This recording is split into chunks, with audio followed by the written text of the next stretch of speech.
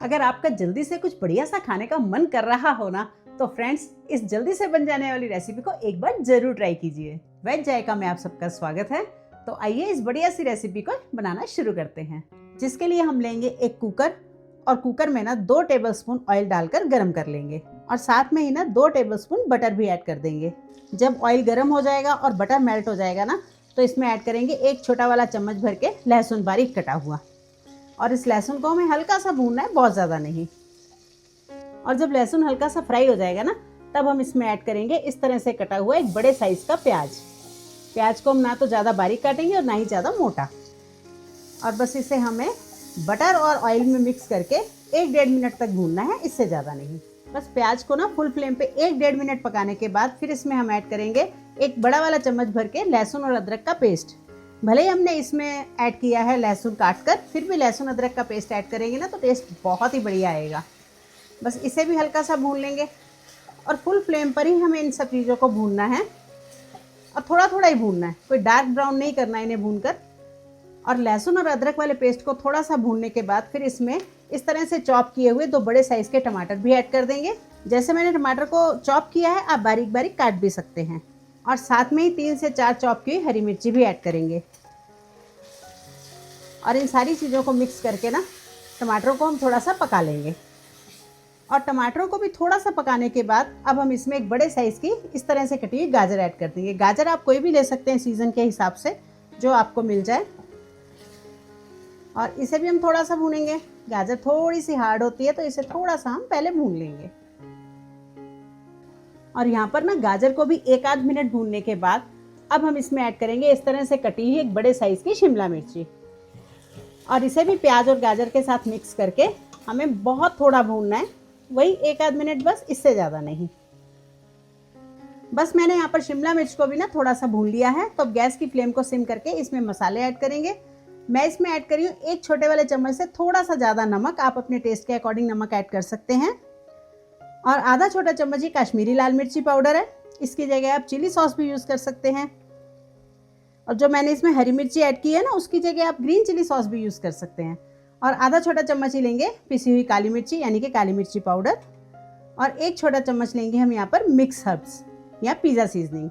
और 1 छोटा चम्मच ही लेंगे रेड चिली फ्लेक्स। आधा छोटा चम्मच ऐड करेंगे सोया सॉस। और 1 बड़ा चम्मच ऐड करेंगे सिरका यानी कि विनीगर।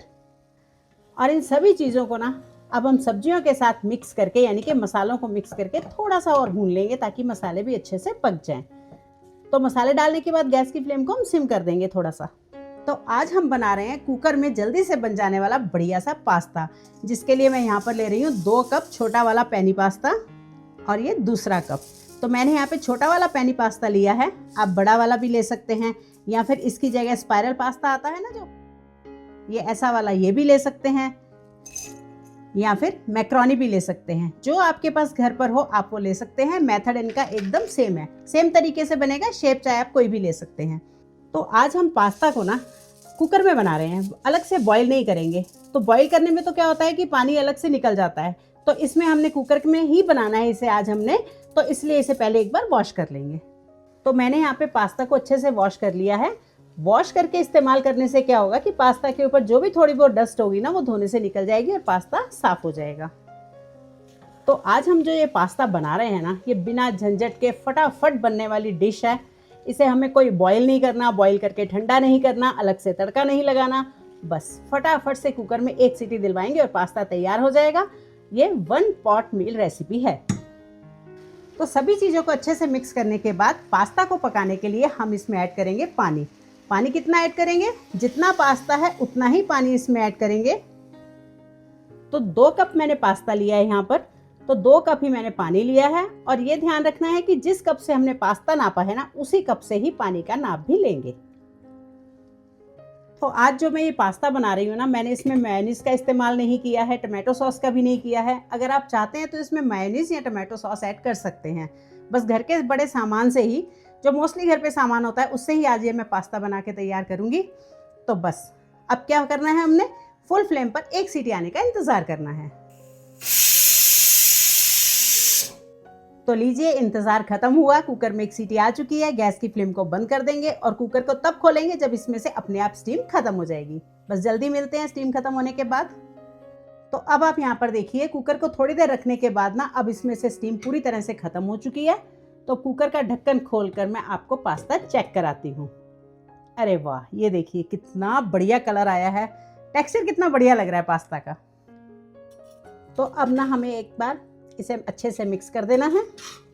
तो ये देख सकते हैं आप कि पास्ता कितना ही बढ़िया बनकर तैयार हुआ है और ये पूरी तरह से सॉफ्ट हो चुका है, बिल्कुल भी कच्चा नहीं है यानी कि, और बहुत ही बढ़िया बना है ये।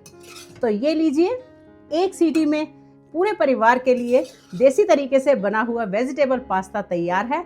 आप इसे ज़रूर ट्राई कीजिए। बच्चों को जब जोर से भूख लगी होती है ना, तो वो कहते हैं ना कि मम्मी जल्दी से कुछ खाने को दे दो। तो इस तरह का जल्दी से बन जाने वाला वेजिटेबल पास्ता बच्चों को बनाकर खिलाइए। बच्चे तो क्या, बड़े भी बहुत ही खुश होकर खाएंगे। और अगर आपको ये 1 पॉट मील पास्ता की रेसिपी पसंद आए ना, तो प्लीज़ वीडियो को लाइक, शेयर, चैनल को सब्सक्राइब और बेल आइकन को प्रेस करना मत भूलिए।